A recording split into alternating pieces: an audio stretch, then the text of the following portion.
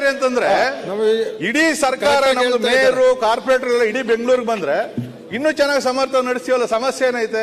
ಈಗ zonal commissioner ಮಾಡಿದಿರಿ, commissioner ಕೊಡ್ತಕ್ಕಂಥ ಮ್ಯಾಕ್ಸಿಮಮ್ ಅಧಿಕಾರ ಅವ್ರು ಕೊಡ್ರಿ, ಕೆಲಸ ಮಾಡ್ತಾರೆ ಅವ್ರದ್ದು, ಸಮಸ್ಯೆ ಏನಿಲ್ಲ. ಇವತ್ತು ಇಡೀ ರಾಜ್ಯಕ್ಕೆ ಒಬ್ಬ ಮುಖ್ಯಮಂತ್ರಿಗಳು ಇಡೀ ರಾಜ್ಯವನ್ನು ನಡೆಸ್ತಾ ಇಲ್ವಾ? ಏನವ್ರು ಅಸಮರ್ಥರ? ಆ ಥರ ಒಂದು ಬೆಂಗಳೂರನ್ನು ನಡೆಸೋದು ದೊಡ್ಡ ಸಮಸ್ಯೆ ಏನಲ್ಲ. ಇದು ಬಹಳ ದೊಡ್ಡ ಇದಾಗ್ತದೆ ಅಧ್ಯಕ್ಷರೇ.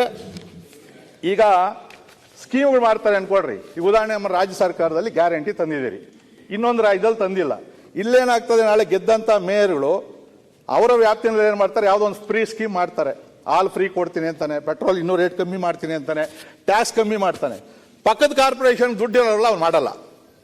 ಏನಾಗ್ತದೆ, ಅವಾಗ ಸರ್ಕಾರ ಗ್ರೇಟರ್ ಬೆಂಗಳೂರು ಅಧ್ಯಕ್ಷರಾಗಿ ಕುಂತಿರ್ತೀವಲ್ಲ, ಅವ್ರು ಏನ್ ಮಾಡ್ತಾರೆ, ಹೆಂಗ್ಸರ್ ಮಾಡ್ತೀರಿ, ನೀನು ಕೊಡಬೇಡ ನಿನ್ ಸ್ಕೀಮ್ ಅಂತ ಹೇಳಕ್ ಆಗ್ತದೆ. ಅವ್ನು ಹೇಳ್ತಾರೆ ನಾನು ಮೇಯರ್. ಒಂದೇ ನಿಮಿಷ ಅಲ್ಲ, ಇದು valid point, very good point.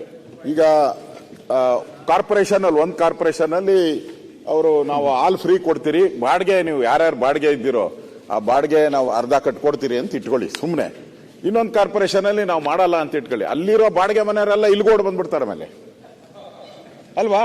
ಹೌದು, ಇಲ್ಲಿ ಎಲ್ಲ ಫ್ರೀ ಸಿಗ್ತೈತಲ್ಲ, ಎಲ್ಲ ಬೇರೆ ರಾಜ್ಯಗಳಿಂದ ಬರಕ್ ಆಗದೆ ಇರ್ಬೋದು, ಇಲ್ಲಿ ಪಕ್ಕನೇ ಅಲ್ವಾ? ಒಂದು ರೋಡ್ ಎಗರಿದ್ರೆ ಇನ್ನೊಂದು ಕಾನ್ಸ್ಟಿಟ್ಯೂನ್ಸಿ, ಒಂದು ರೋಡ್ ಎಗರಿದ್ರೆ ಇನ್ನೊಂದು ಕಾರ್ಪೊರೇಷನ್.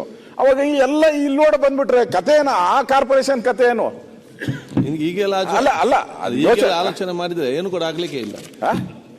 ಇಂಥದ ಆಲೋಚನೆ ಯೋಚನೆ ಮಾಡಬೇಕು. ಅದಕ್ಕೆ ಪ್ಲಾನಿಂಗ್ ಕಮಿಷನ್ ಇರೋದು, ಅದಕ್ಕೆ ನಾವೆಲ್ಲ ಕೂತಿರೋರು, ಇಲ್ಲಿ ಕಾನೂನು ಮಾಡೋರು ನಾವೆಲ್ಲ ಅದನ್ನ ಯೋಚನೆ ಮಾಡ್ಲಿ ಅಂತಾನೆ ನಮ್ಮನ್ನ ಇಲ್ಲಿ ಕೂತಿರ್ಸಿರೋದು. ನಾವೇ ದಡ್ರ ತರ ನಾವು ಮಾಡ್ಬಿಟ್ರೆ ಹಿಂಗೆಲ್ಲ ತೊಗಲಕ್ ದರ್ಬಾರ್ ಮಾಡಿದ್ರೆ ಆಮೇಲೆ ಅದೇ ತೊಗಲಕ್ ಯಾವನ್ ಮಾಡ್ದಲ್ಲ, ಡೆಲ್ಲಿಯಿಂದ ಆಗ್ರಾದಿಂದ ಡೆಲ್ಲಿ, ಆ ಕತೆ ಆಗ್ತೈತೆ ನಮ್ ಕತೆ. ಯಾರು ತೊಗಲಕ್ ಹಂಗೆ. ಇದು ವಿಶ್ವನಾಥ್ ಹೇಳಿದ್ಕೆ ನನಗೆ ಜ್ಞಾಪಕ ಬಂದಿರಲಿಲ್ಲ. ಅದಕ್ಕೆ 100% ಇದೆಲ್ಲ ಆಗ್ತೈತೆ. ಅತಿರೇಕಕ್ಕೆ ಹೋಗ್ತಾರೆ, ಅತಿರೇಕಕ್ಕೆ ಹೋಗ್ತಾರೆ. ಅದ್ರ ಬಗ್ಗೆ ಎಚ್ಚರಿಕೆ ಇರಬೇಕು. ಈಗ ನಮ್ಮ ವಿಶ್ವನಾಥ್ ವೈಫು ಜಿಲ್ಲಾ ಪಂಚಾಯತಿ ಮೆಂಬರ್ ಅಲ್ವಾ? ನಾನು ಮೆಂಬರ್ ಆಗಿದ್ದೆ. ನೀನು ಮೆಂಬರ್ ಆಗಿ? ನಾನು ಜಿಲ್ಲಾ ಪಂಚಾಯತಿ ಪರಿಷತ್ ಮೆಂಬರ್. ನಾನು ಆಗ 8 ಅಸೆಂಬ್ಲಿ ಕ್ಷೇತ್ರ ಇತ್ತು, ಹಿಂದೆ ಇಡೀ ಜಿಲ್ಲೆ ಇತ್ತು. ನಾವೆಲ್ಲ ಬೆಂಗಳೂರು ಜಿಲ್ಲೆಯವರು, ಕನಕಪುರ ತಾಲೂಕು, ರಾಮನಗರ, ಚನ್ನಪಟ್ಟಣ, ಮಾಗಡಿ, ನಮ್ದೆಲ್ಲ ಕಂಪ್ಲೀಟ್ ಹೊಸಕೋಟೆ, ನಾವೆಲ್ಲ ಮೆಂಬರು. ಸೊ ಅದೇನಾಯ್ತು, ಬೆಂಗಳೂರು ಗ್ರಾಮಾಂತರ ಆಯ್ತು. ಇನ್ನೊಂದು ಕಡೆ ಏನಾಯ್ತು, ಬೆಂಗಳೂರು ನಗರ ಜಿಲ್ಲೆ ಆಯ್ತು. ಇನ್ನೊಂದು ಕಡೆ ಏನಾಯ್ತು, ರಾಮನಗರ ಜಿಲ್ಲೆ ಆಯ್ತು. ಯಾಕೆ ಬೆಂಗಳೂರಿನ ಭಾಗ ಮಾಡೋ ಪರಿಸ್ಥಿತಿ ಇತ್ತು? ಇಡಬೋದಾಯ್ತಲ್ಲ. 73rd 74th ಅಮೆಂಡ್ಮೆಂಟು ಹಾಗೂ ಬಂತು. ನಾವೆಲ್ಲ ಜಿಲ್ಲಾ ಪಂಚಾಯತಿ ಮೆಂಬರ್ಸ್ ಇದ್ದವು. ಇಡೀ ಬೆಂಗಳೂರು ಜಿಲ್ಲೆನೇ ಒಂದು ಜಿಲ್ಲಾ ಪಂಚಾಯತಿ ನಡೆಸಬಹುದಾಯ್ತಲ್ಲ.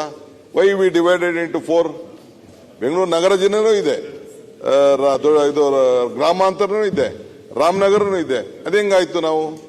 Because of the administration. It is only government. Bengaluru ಸುತ್ತಲೂ ಈ ಜಿಲ್ಲಾ ಪಂಚಾಯತಿ ಡಿವೈಡ್ ಮಾಡಿರೋ ಸರ್. ಯಾಕಂದ್ರೆ ಬೆಂಗಳೂರು ಕಾರ್ಪೊರೇಷನ್ ಸುತ್ತಲೂ ಇರೋದ್ರಿಂದ ಆಲ್ ಅರೌಂಡ್ ಜಿಲ್ಲಾ ಪಂಚಾಯತಿ ಮಾಡಿದ್ರೆ ಓಡಾಡೋದಕ್ಕೆ ಬೇರೆ ಬೇರೆ ಕಾರಣದಿಂದ ಡಿವೈಡ್ ಮಾಡಿದ್ವಿ. ನಿಮ್ ಕಾಲದಲ್ಲಿ 95ನೇ ಇಸ್ವಿನಲ್ಲಿ ಜಿಲ್ಲಾ ಪರಿಷತ್ ಏನಿತ್ತು ಸಮೃದ್ಧವಾಗಿತ್ತು. ಸ್ಟಾಂಪ್ ಡ್ಯೂಟಿ ಎಲ್ಲ ನಿಮ್ಗೆ ಕೊಡ್ತಾ ಇದ್ರು. ಇವತ್ತು ಜಿಲ್ಲಾ ಪಂಚಾಯತಿ ಮೆಂಬರ್ 5 ಲಕ್ಷ ರೂಪಾಯಿ ಬರಲ್ಲ, ವರ್ಷಕ್ಕೂ 5 ಲಕ್ಷ ರೂಪಾಯಿ ಬರೋದಿಲ್ಲ. ಇನ್ನೊಂದು ಸಮಸ್ಯೆ ಏನಾಗ್ಬೋದು ಅಧ್ಯಕ್ಷರೇ, ಈಗ ಗ್ರೇಟರ್ ಬೆಂಗಳೂರು ಮಾಡ್ತಾರೆ, ಅದು ಆ ಗ್ರೇಟರ್ ಬೆಂಗಳೂರು ಕಮಿಟಿಗೆ ಬಿಟ್ಟವ್ರೆ, ಯಾವ್ದನ್ನ ಸೇರಿಸಬೇಕು ಯಾವ್ದನ್ನ ಸೇರಿಸಬಾರದು ಅಂತಕ್ಕಂಥದ್ದು ಅವರ ವಿವೇಚನೆಗೆ ಬಿಟ್ಟವ್ರೆ. ಅದರಲ್ಲಿ ಈಗ ಅದರಲ್ಲಿ ಏನು ಅಂತಂದ್ರೆ, ಇಲ್ಲಿನ ಬೆಂಗಳೂರಿನ ಎಲ್ಲ ಮಂತ್ರಿಗಳು, ಉಸ್ತುವಾರಿ ಸಚಿವರು, ಅಧಿಕಾರಿಗಳು ಮತ್ತು ಎಲ್ಲ 28 ಜನ MLCಗಳು ಯಾರು ಅಂತ ಹೇಳಿದ್ರೆ, ಇಲ್ಲಿ ಯಾರು ಗ್ರಾಜ್ಯುಯೇಟು, ಟೀಚರ್ಸು ಮತ್ತೆ ಸ್ಥಳೀಯ ಸಂಸ್ಥೆಗಳಿಂದ ಗೆದ್ದಿರ್ತಾರಲ್ಲ ಅವ್ರನ್ನ ನಾಮಿನೇಟೆಡ್ ಇಲ್ಲ.